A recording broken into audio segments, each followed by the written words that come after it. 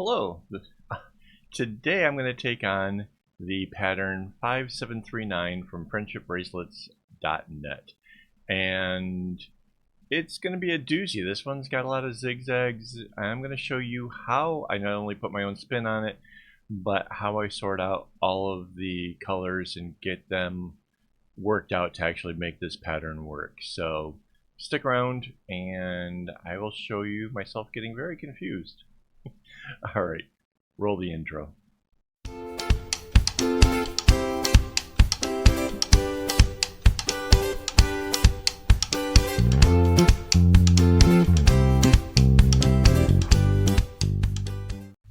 Hello and welcome. This is Kevin, also known as AKAAWOL, and today we are going to work with this pattern here, number 5739 from friendshipbracelets.net. This pattern, whoops, zoomed in instead of out. This pattern, I think, is kind of interesting in the way that it uses the entire rainbow, but the segments that it ends up highlighting are the red, yellow, and blue, right? So that's kind of neat. It's like in every other one. So actually changing the colors in this could actually be really a lot of fun if you want to try something just completely different, I think. Because yeah, it's every other one. It's the primary colors, right? Let me rotate this. Let me rotate that even more. Hang on. Actually, use the flip tool. Haha. There we go. Now we will use the scale tool and crank this up a bit. So my thought on this particular pattern is that it's got this fun diamond and then goes into it and then goes into another diamond and stuff. So my thought is this will be fun if we actually center it and have it going out in both directions. So that is a relatively easy thing to do, relatively, I say. However, I will show you why we have a small problem with this. So see this with the 4? And see how our center diamond is not 4? That is a little bit tricky. That's not good. We could move it down 1. Well, yeah, if we're going to copy and paste things anyways, we might as well, right? It'll end up being a row longer than whatever. So I already laid out my colors over here. Thought it'd be fun. Whoops. Grab the paint tool and it. Oh, wait, we didn't anchor the other one. I was like, why did that not paint? There we go. So now this is anchored down. When you have 2 layers like that and one of them is not anchored, it won't let you do anything except for the one that's up above. So, all right, so there's our yellow. I'm not loving this yellow. Why is it so green? There we go. Now it's yellow. It had like a weird hue to it, right? Okay, so there we have the yellow. Next is the orange. I don't know why I decided I was going to grab my own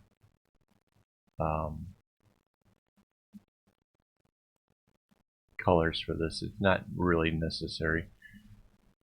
In order to make the center happen, we need to shift that down. There we go. Red.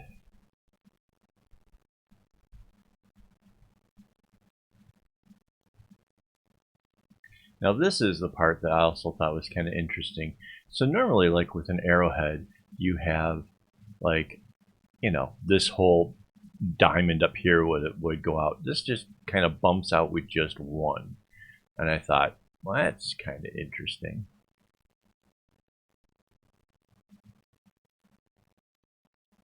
See, and then the purple goes out and around it. Bumps into these here. the blue will come up around that, and the purple will end up here. So at this point, I'm thinking it probably makes sense to fill in the underlying strings. When we're designing these patterns, it's just really kind of good to know where the strings are, how they're getting from one point to another.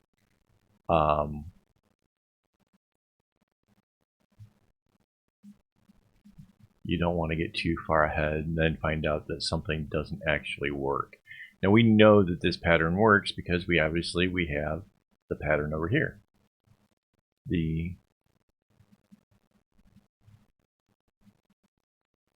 I'm going to guess this goes this way. There we go. Alright, so the next color is blue. And the blue comes out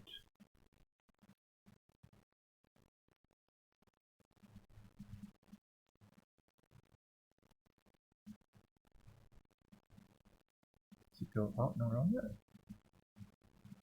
How does it? Oh, it doesn't, and that purple's out too far. Alright. The purple ends up. Back these off a bit.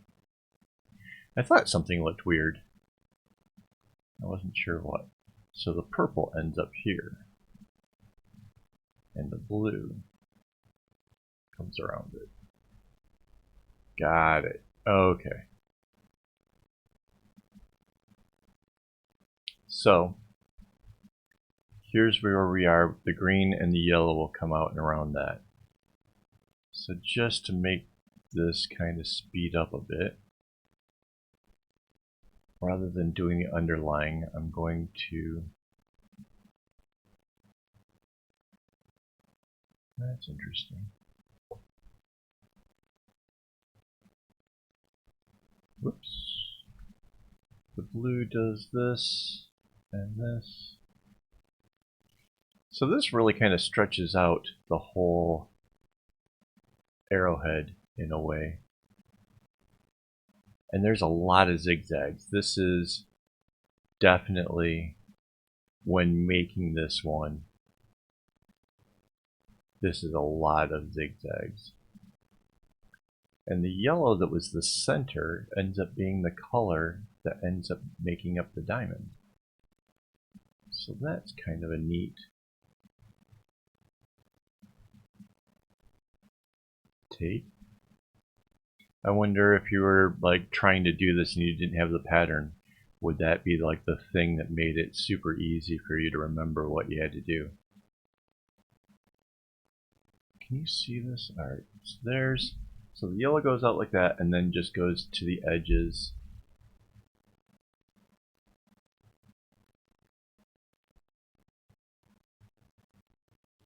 Does it go all the way to the edge? Yes. And then it comes back. So, wow, okay. There's not a lot of space in a bracelet like this to be able to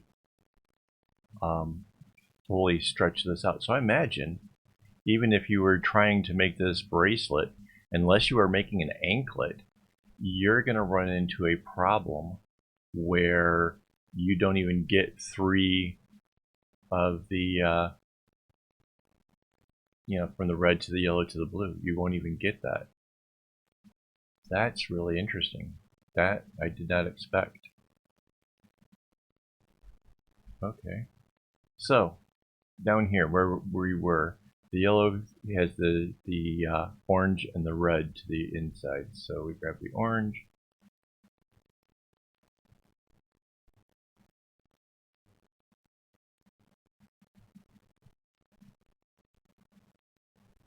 Not the best orange I've ever picked. This kind of has like a little touch of that burnt look to it, but that's alright. And then the red goes out here. Inside of the diamond is the green.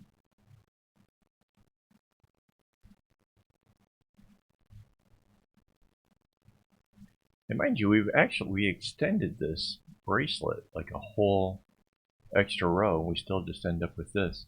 So what will happen is the orange and the red can come out to the end, which is cool. I mean, those colors, it kind of works. Alright, so now comes the troublesome part of actually sorting out where all the underlying strings go. So, yep, you can skip ahead if you already know how to do this, or you can check out how I do it. Because this is not my common way of doing an arrowhead, I am going to have to try to take the easy approach, and basically what I'm going to do is follow the ones that are like really out here and obvious, like this blue, and get all of these pieces done in first, and then I can use what is left to navigate where everything is in fact going. So like seeing, you know, this blue does a continuous thing, that's easy to follow.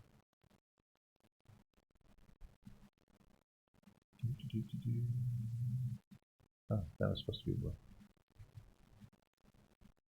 I'm like, something's weird there.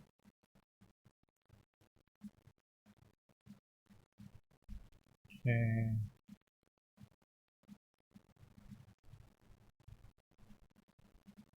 Let's go ahead and fill in these bottom ones. These are obvious, at least to here.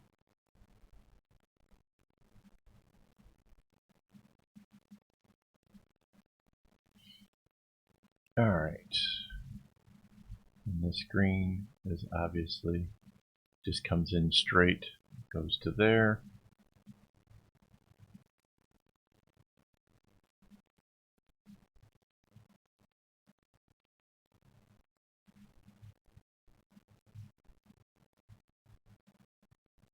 Pretty sure that's how that would, whoops, naturally go. There's a lot of zigzags. So unless you're really good at making the right left knots, this might not be your thing. If those are not you know, a strong suit, or you have trouble with them, I would go and just do regular chevrons or something else first. Or if you're trying to practice them, I guess that makes sense. This would be a great chance for practicing.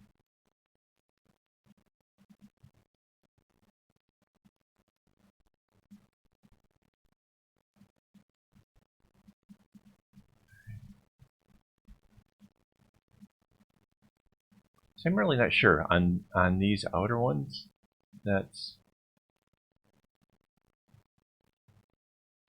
I'm so used to the other version of an arrowhead that this one leaves me a little perplexed.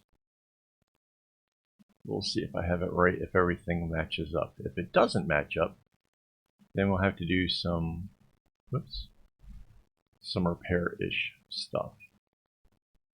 But this is the truth behind pattern designing, is sometimes you're kind of winging it and trying to make things fit.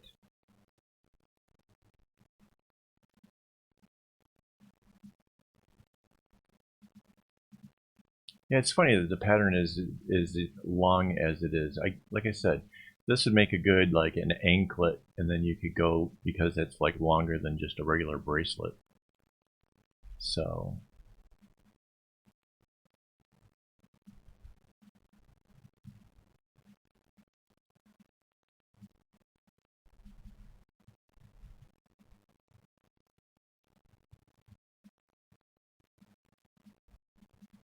not sure how long you'd have to cut your strings for it, though. Mind you, it does use the strings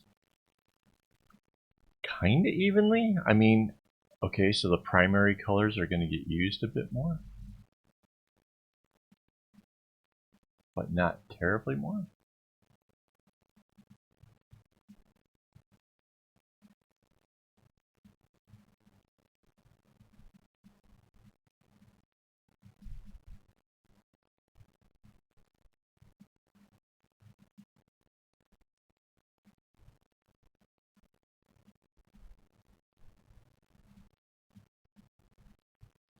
try seeing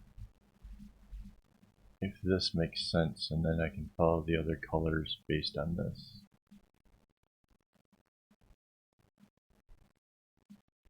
See, now that we have most of the strings in,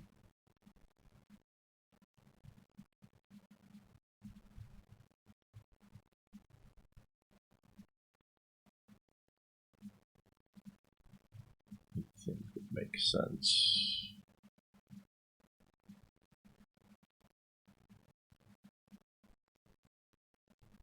Let's try the blue.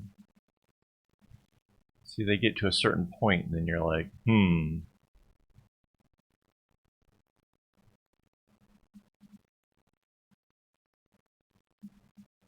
think that purple's got to come up this way. Yeah, that makes more sense this way. Alright.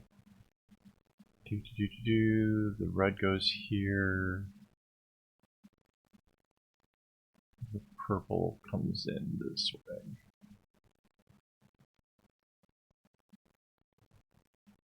Alright, let's... Again, this is like a little bit like detective work. Like, I could have just filled everything in and be like, ta-da! But I want you guys to be able to create your own patterns as well. I know this one changed there because of the green will come this way and this way, so that's pretty obvious. Oh, there we go. And that's where the red hooks up. The purple comes into where the blue is.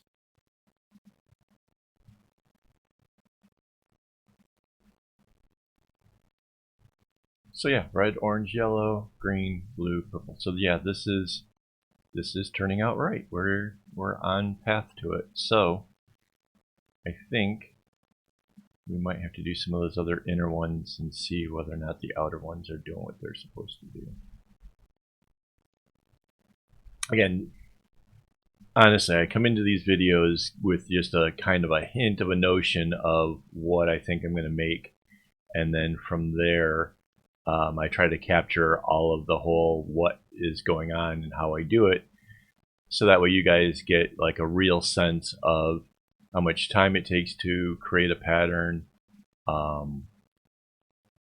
what kind of troubles and stuff I kind of get myself into. Mind you, I have a lot of experience with tying knots, so that is an advantage. But at the same time, I'm not, like, a lot of my patterns and stuff were kind of more or less, I did a lot of winging it, you know, in the early on days. And what I would do was I would just get as crazy as I could in the first half of the bracelet, slap a diamond in the middle, and then try to retrace and make it symmetrical by making it go back the other way in the same way the first half did. And I tell you what, that mental kind of, I don't know what you would call it. That was so, it was pretty intense. It was hard work. I think the red's going off the rails here. It is.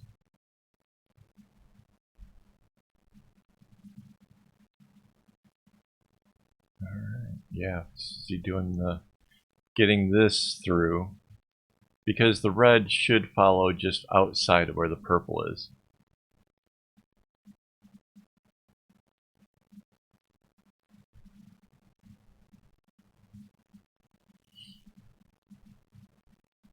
That's fascinating.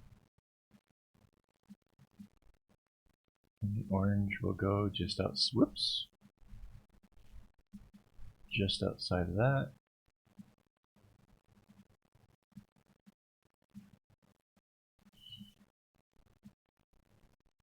So this is kind of exciting. This is a fun bracelet. A little bit difficult to work, to, like, you know, actually knotting it up and stuff. But Not the worst I've seen.